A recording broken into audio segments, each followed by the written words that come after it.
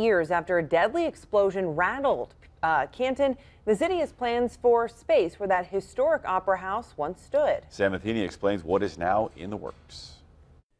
On November 16, 2016, we were in Canton for a gas line explosion that shook the whole city. One person died and a dozen others were injured.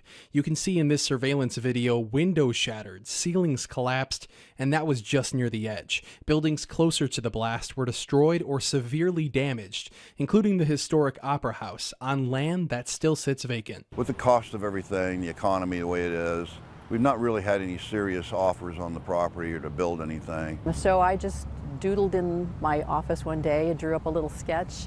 And that doodle turned into a discussion. After a year of talking about what could go here, City Council approved plans to turn this empty plot of land into an outdoor opera plaza. It will include a performance stage, space for community events, and the farmers market would be here. Historical displays of the former building and the same style red bricks will be part of the design to create nostalgia. And a very prominent part of that building was the Opera House arch.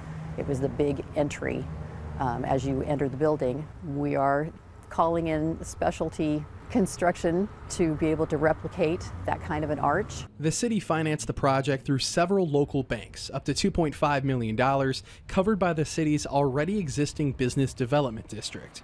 Mayor Kent McDowell says they expect it can be done under budget. And perhaps the most important part of it all is the closure it can provide for those who attended performances and movies here, knowing that there's another place to create memories. I'm excited for it. I'm excited, the council's excited, and for the most part, the majority of the community is excited. These city leaders hope the project will be completed before Canton's bicentennial in June of 2025. Construction could begin this winter, depending on the weather. In Canton, Sam Matheny, 25 News.